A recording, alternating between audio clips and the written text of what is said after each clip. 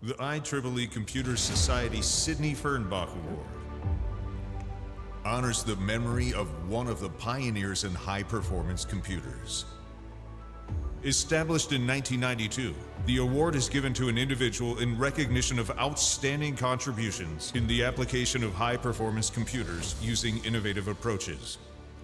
The 2021 IEEE Computer Society Sidney Fernbach Award is presented to Dr. David Bader, a distinguished professor and founder of the Department of Data Science and inaugural director of the Institute for Data Science at the New Jersey Institute of Technology. Dr. Bader's interests are at the intersection of high-performance computing and real-world applications, including cybersecurity, massive-scale analytics, and computational genomics. Among his contributions are demonstrating that a Linux OS-based machine can be a production supercomputer with matching performance and utility by integrating a high-performance scalable interconnection network, system services, system software, and diagnostic monitoring. He has served as a lead scientist in several DARPA programs. He has co-authored over 300 scholarly papers and has Best Paper Awards from ISC, IEEE, HPEC, and ACM IEEE SC. Dr. Bader is Editor-in-Chief of the ACM Transactions on Parallel Computing and previously served as Editor-in-Chief of the IEEE Transactions on Parallel and Distributed Systems. Dr. Bader is a Fellow of the IEEE, AAAS, and SIAM, and advises the White House, most recently, on the National Strategic Computing Initiative and Future Advanced Computing Ecosystem.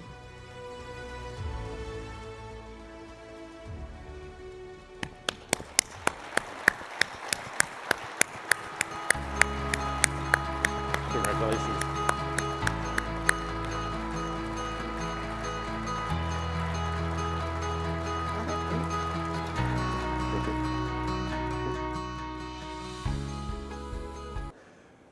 David Bader will be presenting. He is a distinguished professor in the Department of Computer Science and founder of the Department of Data Science and inaugural director of the Institute for Data Science at the New Jersey Institute of Technology.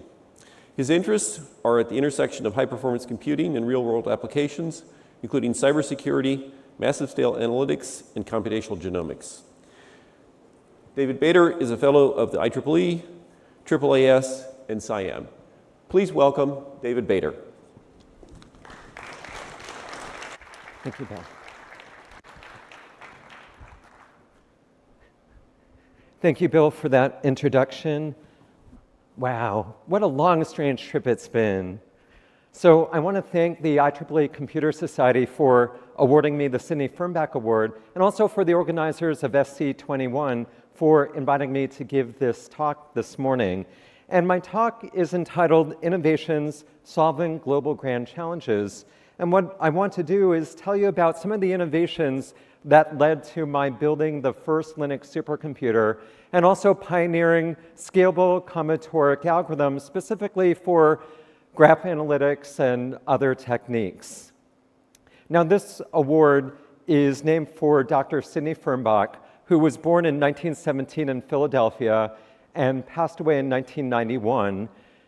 And the award was named in his honor and his memory in 1992. He, as I mentioned, was a first-generation American. His parents were immigrants. And he went to school at Temple, at Berkeley for a PhD, and then worked at Lawrence Livermore National Laboratory, where he was head of the computation division, later the theoretical division, and was really the pioneer for putting high-performance computing to use for solving science problems, for instance, the physics problems that he was working on. So we really owe him a great deal of credit. So he and I are both essentially first-generation Jewish Americans born in Pennsylvania. We have something similar there. And to tell you about his family, I'd like to understand where he came from and put it into context. His father, Shmuel, was born in Galicia, which is now modern-day Eastern Europe, and immigrated to the United States in 1907, and he worked in Philadelphia as a furniture upholsterer. His mother, Berta, also was from Kolomaya in Galicia, Eastern Europe, and she immigrated in 1909 And this is very similar to my own family history. My grandfather, Louis Bader, was from Rupčice, Galicia, and the same region, who first went to London and then emigrated to the United States in 1912, and he worked as a hat maker in Manhattan. So here's his World War II draft registration. You'll notice here that he was working at Newland Hatware at 22nd West 4th Street in Manhattan. So just a trivia question, maybe if you're using the chat at the end of the talk, you can try to guess what research institute now stands at that same physical location. Now, my mother was born in Vienna, Austria, and World War II had broken out, and there was a lot of Nazi persecution of Jews, and she was placed on a rescue operation called the Movement for the Care of Children from Germany, or better known as the Kindertransport. This is a picture of her shortly before she left Vienna, and this is the line from the record of her exodus. I talked with her yesterday. She is 87. She was sorry she couldn't be here, but she's a lot happier today than she looks in this picture. And eventually, she was able to come to the United States. My grandfather, Isaac Rosenbaum, was taken during a Jewish attack called Kristallnacht in Austria in November 1938, and he was jailed in a concentration camp, Dachau, from 1938 to 1939. And over here is a postcard, just a sample of one that he was able to send to my grandmother on concentration camp stationery. And this really affected my upbringing and my life. In 1990, I was taking a class as a student, and I read an essay by Edgar Kupfer Koberwitz, who was also jailed in that same concentration camp, Dachau. And it really motivated me to think about my life and how to impact the world by really practicing peace. And for those who know me, I've been a vegan for over 30 years. I'm wearing my vegan suit and vegan shoes and vegan tie. So you're all familiar with this. But it really was this turning point, this moment in 1990, that I dedicated my life to solving these real-world problems that really make a difference to populations. And so in my talk this morning, I've arranged the talk into 6 segments about different pioneering innovations that really need to come together to solve real-world challenges. And I picture that in the center of this diagram. And going around, I have applications that really enable users, innovations in architecture that are really building the new hardware solutions, people, because we have to engage with new faces of computing, education, which is really establishing new academic disciplines that are needed to solve these problems, software for developing new programming methodologies, performance to really get the most performance out of hardware, software, and doing the co-design. And the talk will go through each one of these areas. But as I mentioned earlier, the main contribution for this award was my designing and building of the first Linux supercomputer. And this has had tremendous impact. In fact, today's #1 supercomputer, Fugaku, that Satoshi Matsuoka, my colleague at Riken in Japan, runs, really exhibits the performance and the capabilities that were made possible by this contribution for this award. So let me start by talking about applications, and I put applications first because at the end of the day, what we want to do is solve real problems, and the applications must drive everything else. So I keep my eye on the applications, and just to give you a little bit of a thumbnail or some brief slides on some work that I've done, I was very early in looking at algorithms and computing techniques that were going to be needed to reconstruct the tree of life of all of the organisms and life on the planet that's estimated to be from 10 to 100 million organisms. So I worked on an NSF-funded project called Cypress that led to algorithms and code like Grappa that have been instrumental for doing this research and really used that Linux supercomputer that I talked about earlier. I've also worked on NIH-supported research on reconstructing and predicting secondary structures of RNA. And this is a very important problem as we're trying to understand viruses such as influenza, HIV, and others, for instance, the current pandemic that we're in, and being able to quickly fold these types of molecules is a very important and also a very highly computational problem. I've worked on graph algorithms, and we see graph algorithms everywhere, from our power distribution networks, and we know electricity is important for everything from our food supply, transportation, communication, heating and cooling, etc., from understanding massive social networks, for doing routing in ground transportation, understanding congestion in urban environments, or evacuating populations during emergency events, all the way to looking at problems from biology and genomics. These are some of the types of real-world problems that are enabled by graph analytics. And also problems in surveillance and intelligence. For instance, certain activities are often suspicious, not because of the characteristics of a single actor, but because of the interactions among a group of actors. And we can model these interactions through graph abstractions where the vertices are entities in the graph, and their interactions are directed edges that we place in the graph. So on the left is a diagram of a template matching problem, or better known as subgraph isomorphism, for looking for a pattern within raw data. And on the right is a graph of individuals. This is potentially a terrorist network where you may be trying to find the most influential actors in these networks. So these are also very important classes of graph algorithms. But also we can apply these social network algorithms to having more resiliency on the electric power grid, or even applying it to problems in public health. For instance, I worked with Kamesh Maduri on a cancer genomics problem of understanding the human proteome and trying to identify proteins that would be like finding a needle in a haystack for the ones that have been implicated in disease and cancer. I also led the first study of all of the public tweets streaming into a supercomputer and building a graph out of the follower and followee network and looking for influencers in that network during breaking events. For instance, I have some ad hoc results on a previous pandemic, H1N1, an influenza virus that we thought would have double-digit mortality around the globe. This was fall of 2009. And again, being able to analyze the full public tweets in real time was quite a remarkable event.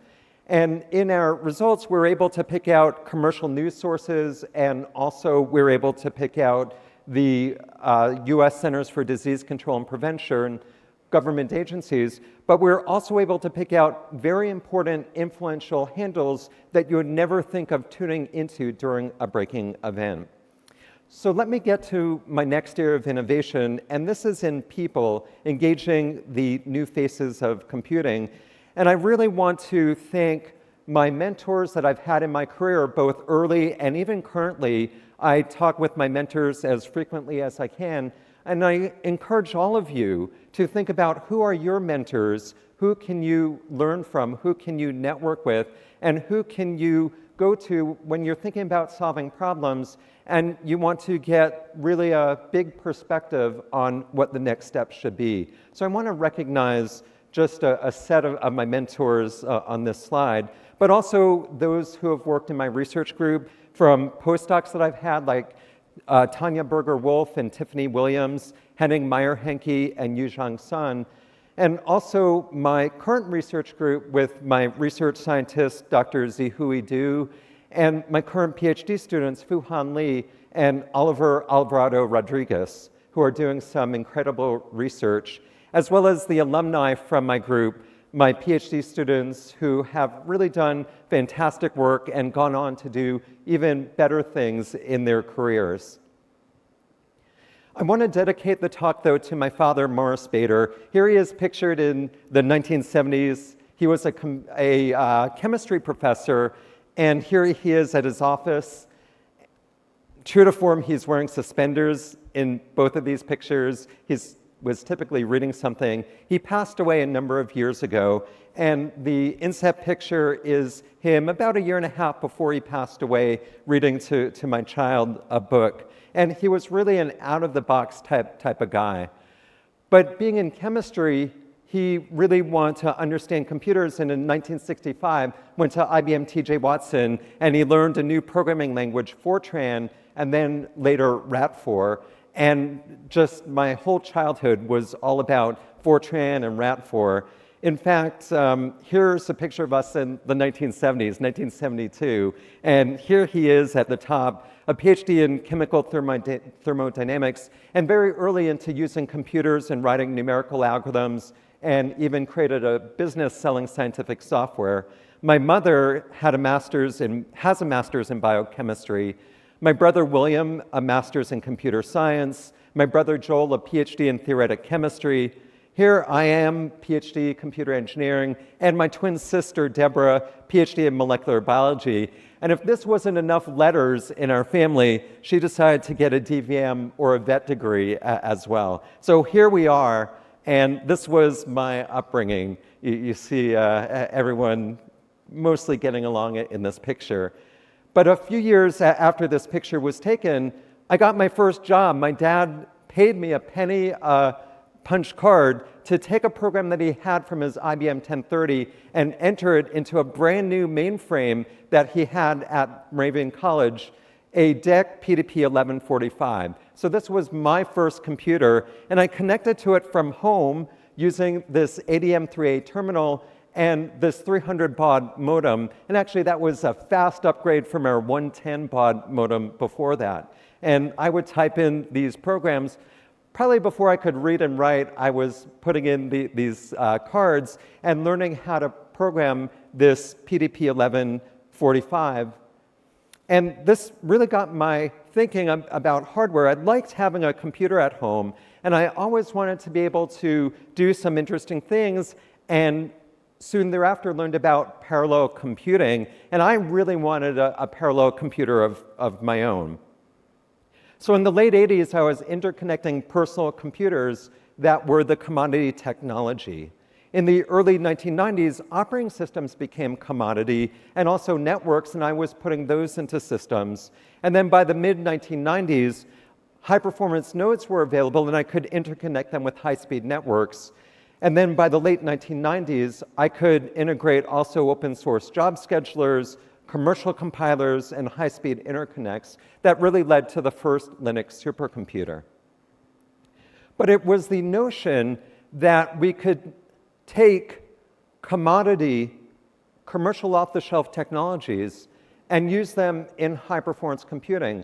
What I recognized early on were the economics were changing, that to build high-speed and high-performance computers, we would have to necessarily leverage these commodity technologies, and they would displace traditional supercomputers.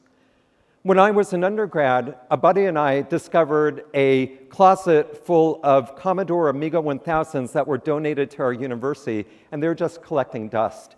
So we decided to build a parallel computer, and we connected them together in a network, and we were very excited by that. So maybe one of the very early clusters of personal computers. In 1993, I was really excited because the Unix distribution of FreeBSD, the first version, was made available. It was openly available in fall of '93, and I decided that I wanted to build a cluster with this FreeBSD distribution. And at the same time, we were using parallel machines that had their own message passing structures, their own proprietary message passing, and the MPI, message passing interface standard, was emerging, and also implementations of it like MPitch. And I thought if we put these together, we could have supercomputers at home, and that was what really drove me. By 1996, I had integrated a cluster of DEC alpha servers. Each one of them had 4 alpha processors inside of them, and connected them through a DEC GigaSwitch ATM. And I had to build my own messaging layer. I had to figure out how to program it, and I'll tell you more about that later, because this was a hybrid machine with multi-core nodes and a network between them, where just running MPI between them wouldn't give us the full potential of the architecture. In 1998, I had joined University of New Mexico and decided to build my first Linux computer. The machine on the left is the first Linux supercluster or supercomputer, and I integrated into this machine 16 Intel Pentium 2 processors running at 333 megahertz and a Mirrornet switch, and was able to put on a job scheduler, an open source job scheduler PBS that NASA was using. I was able to use both freely available compilers from GCC and also commercial compilers from the Portland group to get higher performance, and put this machine on the Globus grid, and really showed off the potential of having a commercial off-the-shelf supercomputer. And I took this idea to Larry Smarr at NCSA, the founding director of NCSA, and I made a pitch that this really is the future of supercomputing. Through the support of Larry, the Alliance, and the National Science Foundation, we acquired $400,000, and I was able to build and construct the machine on the right, Roadrunner, that was the first Linux supercomputer that was placed on the national technology grid and made accessible to the broad science community. So let me have you listen to Larry tell about this story. One of the most significant events that occurred in this period was when David at University of New Mexico, as a member of the Alliance, created the first commercial off-the-shelf supercomputer. In other words, a supercomputer built of PC server technologies, and he put it on the national technology grid. So here was a commodity-built PC-based endpoint going into the national technology grid. And I actually, as director of the Alliance, was invited to come down and help turn it on, along with Senator Domenici and the president of UNM. This, as we will see, is a historic event. And it took resources from the Alliance, but it took David's creative energies and innovation to do that. Significantly, this year at Supercomputing, David will be awarded the Sidney Fernbach Award, which is effectively the largest, most important award given out at Supercomputing and by the IEEE Computer Society. But I think, David, I'm going to show how this effort of yours has enormous historic resonance. Because here's from the article in the Communications of the ACM in '97. But I want to just say to you, David, that it was your vision that you could build a commodity off-the-shelf component, put it as an endpoint on the national technology grid, that really was the original idea, I think, that led straight from back in 1997 up till now. Thank you, Larry. And the notion of having Linux supercomputing took off like wildfire. By 2004, half the machines on the top 500 list were running Linux. By 2010, 90% of the machines. And by 2018, every machine on the top 500 list was running Linux. So this is quite a remarkable event that has really stood the test of time as we see this, the dominant approach in supercomputing today. Now, to get the DEC system that I showed earlier working, I had a challenge of having hybrid multi-core, multiprocessor nodes and a network between them.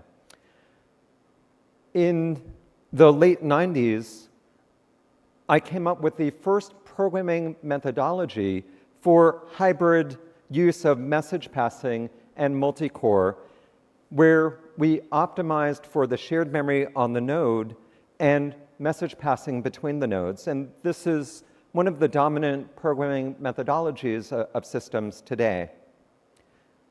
The next innovation is education.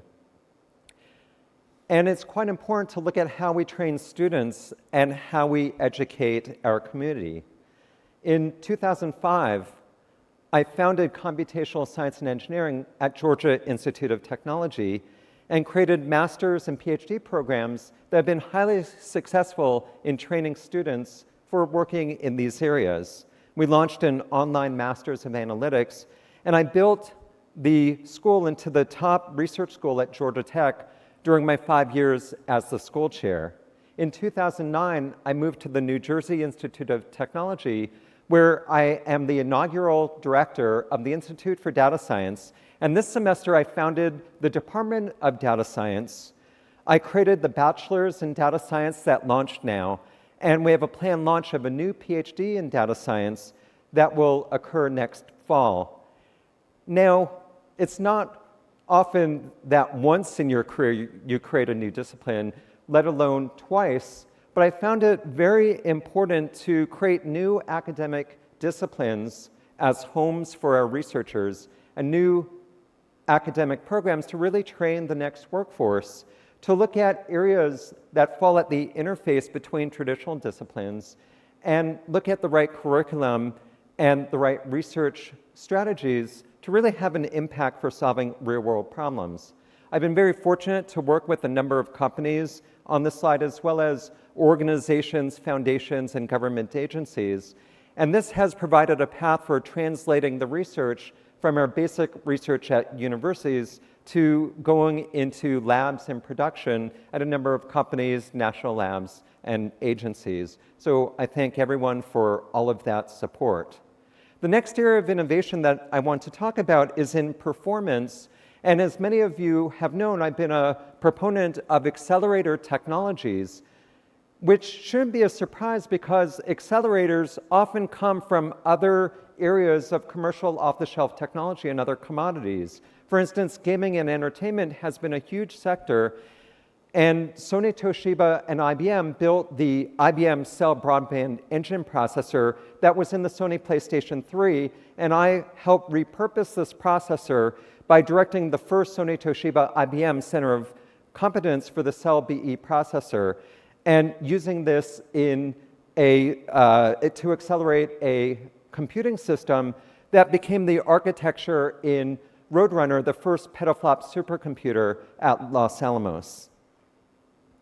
I also worked very closely with NVIDIA throughout my career. I was a lead scientist in their DARPA Ubiquitous High Performance Computing, or UHPC program project called Echelon for extreme scale compute hierarchies with efficient locally optimized nodes. And this is the project that really has given you the high performance GPUs that we see today and has accelerated such a large percentage of the machines on the top 500 list. So these are the hallmarks of accelerators of taking this technology and integrating it with our high-performance computers.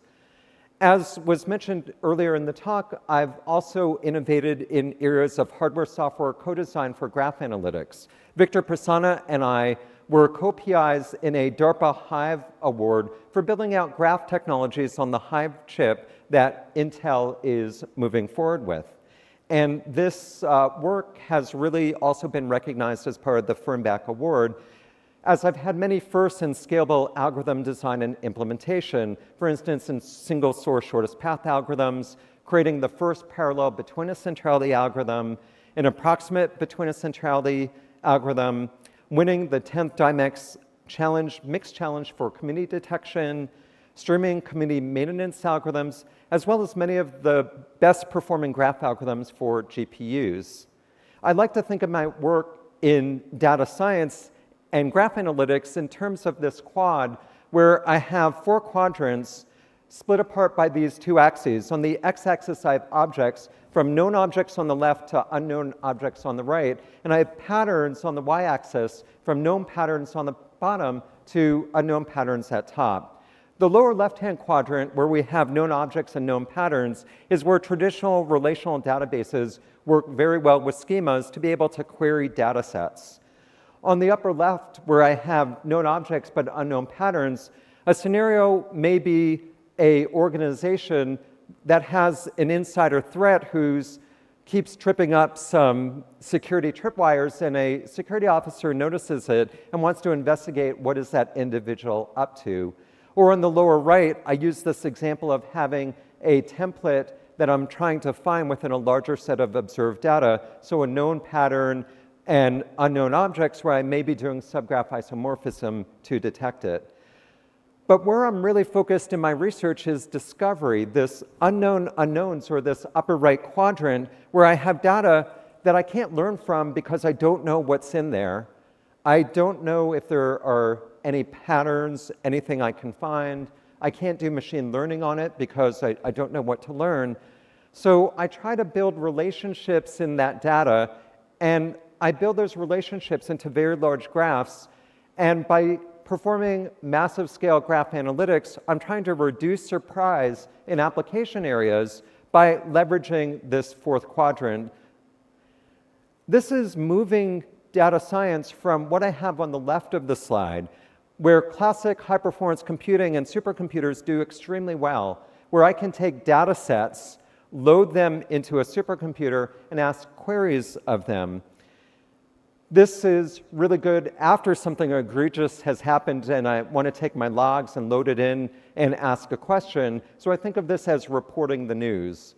Where I want to get to is predictive analytics, where I'm looking at data as it's generated from sensors on the fly, and I want to anticipate the future. And that really requires building specialized analytics and data structures for these rapidly changing data sets with very low data reuse. And I have to focus on memory operations rather than floating point operations per second. So this has been the hallmark of my research. I built out a framework called Stinger for spatiotemporal networks and graphs, one of the first streaming graph frameworks that existed. And I built this out to really tackle emerging real-world problems, including detecting community structure in large social networks, or defending the nation against cyber attacks and giving attribution to those attacks, discovering insider threats within large organizations, improving the resilience of the electric power grid, and even detecting and preventing disease in human populations. These applications are very, very challenging because of the sparsity and lack of locality in the massive data, and also the design of parallel algorithms for these massive streaming data analytics. So we need to design new exascale supercomputers that are energy efficient, resilient, and easy to program for these tasks. Today, I'm proud to be supported by a National Science Foundation project called High Performance Algorithms for Interactive Data Science at Scale. What we're doing is democratizing supercomputing. We're leveraging an open source big data framework called Arcuda that was initially developed by the Department of Defense. And what we're doing is building out graph analytics into Arcuda. The illusion is that a data scientist can use Python, which is the lingua franca of data scientists, and very productively write their analytics. But on the back end, they're able to use Chapel, a HP Cray high-performance compiler that can run on everything from a laptop to a supercomputer, and is really doing the heavy lifting of the data movements. This framework is all open source, and we already see use cases and users that allow the rapid implementation of data science problems in graph analytics that would overwhelm a laptop, but with the same ease of use can run on these back-end supercomputers.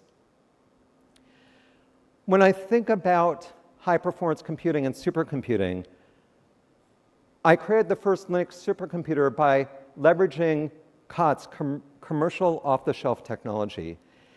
We're seeing the two swim lanes of high-performance computing and data science coming together in the future of exascale systems. We clearly see that machine learning and AI have had a tremendous impact. We're already leveraging commodity mobile technologies. For instance, the ARM chip, which powers Fugaku, the #1 top supercomputer in the world, leverages ARM. And that we're going to see a lot more of in exascale systems, I predict. From gaming and entertainment, I told you about accelerators like the cell processor and also GPUs that are now powering about 90% of the machines on the top 500 list. We're using these accelerators to get high performance. And again, we're repurposing a technology that's been developed primarily for gaming and entertainment and figuring out how to rework it and reuse it to do science and technical computing to our advantage. But some other areas that I think we're going to see in the future being leveraged for exascale systems. One comes out of the sector of personalized health. I'm wearing my health fitness device on my wrist over here, and I know we have sensors everywhere with the Internet of Things and new products. This reliance on sensors and being able to gather data off of sensors running efficiently on low battery power, I think we're going to see those technologies integrated directly with supercomputers. Also, with the machine learning and AI boom, we see a lot of custom accelerators, custom silicon, custom chips and systems, and those are going to be integrated as well naturally into our exascale systems to do both machine learning and AI, but also implement algorithms that we haven't even thought about yet. So I think those accelerators are going to be quite important. Also, banking and privacy is changing. We see blockchain technologies and new security emerging, and this is going to lead to new custom ASICs and new technologies that I think we're also going to leverage within the exascale systems of the future. And finally, data centers are fundamentally changing. We're seeing the ability to co-locate data sets together to do processing within the memory subsystems and within the data frameworks, and new data appliances, really leading to something that I coined here first as super memory technologies. And we're going to see those integrated as well into our future exascale systems. And remember, it's the applications that must drive all of this. And those applications are global grand challenges that we need to solve. And so it's for us to really implement the algorithms, the software, hardware, to educate students and our next workforce to be able to use these together and design new algorithms to really improve real-world problems that matter to our populations. So I used these 6 areas of innovation that I went through in applications, architecture, people, education, software, and performance. And to really summarize this Fernbach talk, my final thoughts are that the innovation really occurs at the interface between traditional disciplines. In order to solve these problems, I've had to go through a number of these 6 areas to solve problems. I wasn't satisfied with the status quo of fitting within one silo or one discipline and spending my career there. I really looked at how to broadly impact the future, which is necessary to solve the problems that are meaningful to our population, to keep us safe, to keep people fed, to keep our countries safe, to keep everyone happy. This is the world that we live in, and we have many problems facing the world, from conflicts around the world to the climate crisis and other areas that we just can't wait. We need to understand health. We need to understand severe weather events. And these are the problems that we should be working on. And finally, be a Fernbach problem solver.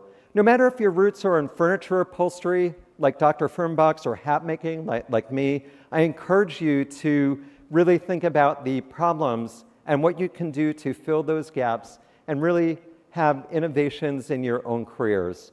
So I want to thank you for your attention. I appreciate the Computer Society and the 2021 Sidney Fernbach Award, and thank you again for your attention.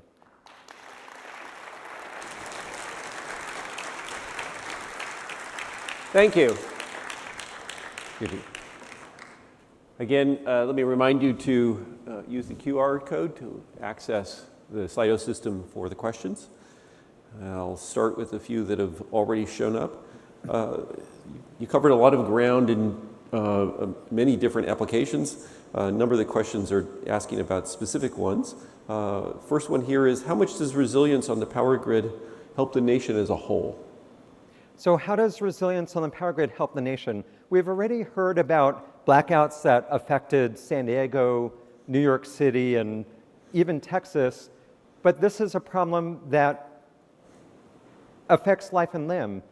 Whenever there's a power outage, we have no heating and cooling, people die. And so we may lose our applications on our phone, we may lose communications, but we really also lose basic life necessity. The power grid is built off of some old technologies, and what we're trying to do with understanding resiliency of the grid is to figure out how to basically shore up the system.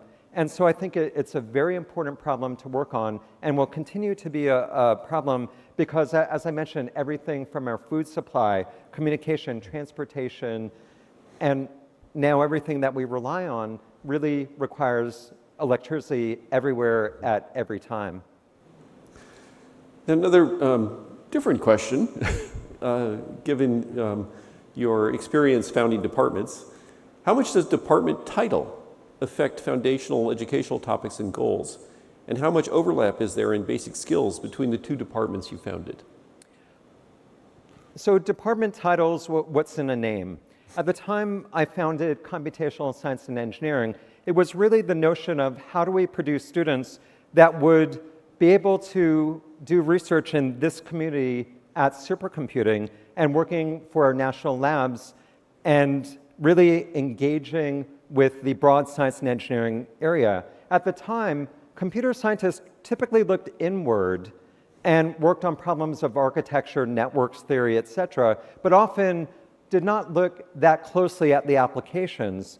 And what I tried to build was a community of collaborative computer scientists who would work with the physicists, chemists, the engineers, those in finance, to problem solve, to be experts at working on real problems and innovating in both that discipline area, but also innovating in computing. In data science, we see an explosion of need for data scientists. It's probably one of the most sought after majors today. I see a lot of synergies between computational science and engineering and data science. As we start to collect more data sets and massive data sets, we need high-performance computers to analyze those. Look at the Arcuda framework that is purpose-built to handle tens of terabytes of data sets that would overload what we could do on a laptop. And the performance requirements of making decisions with data in near real time really requires the same technologies and the same innovations that we have in the high-performance computing and supercomputing world. So hopefully I've addressed that question, but I'm really excited by these disciplines. And I think about data science also more broadly than just machine learning. Data science includes the systems that we're using, the architectures, the hardware, software co-design, as well as the algorithms and the applications. So another question. Ethics is a hot topic this SC, including this year's plenary. How do you manage your peace-first mindset in an increasingly complex HPC landscape? So the question is about ethics and peace, and I really think about that in everything that I do. When I address a problem, I'm often thinking about what is it that's going to keep people safe. My own family history is that I lost much of my family who were killed in World War II and the Holocaust. And it was having a country to come to like the United States and to really be a patriotic citizen of my country and to think about building bonds with those around the world. Many of my students are international and I travel and have really engaged with the broader community. So when I work on problems, I'm thinking about health, safety, and those areas that really drive the types of applications that I've worked on and that I talked about today. All right, thank you, David. A popular question we have here, it comes with some congratulations also, is what is the most important factor that has provided you with support in your career? So what is the most important factor that has provided me with support? So I've had support from my family, and that has been tremendous. As I said, my mother, she told me yesterday that she told my dad, who passed away, that I won this award. He would have been so proud. But I also want to thank this community. I mentioned my mentors, and I still think of myself as a curious youngster who goes to these mentors, many of which are sitting out here in the audience, and it's being able to engage with such a tremendous set of people that I'm just humbled by, and also the likes of Dr. Sidney Fernbach, who the award is named for. I really give a lot of credit to Dr. Fernbach for really motivating us to think in this way, to be problem solvers. Thank you. Great. Thank you, David. Let's thank both of our Davids for excellent talks this morning. Thank you.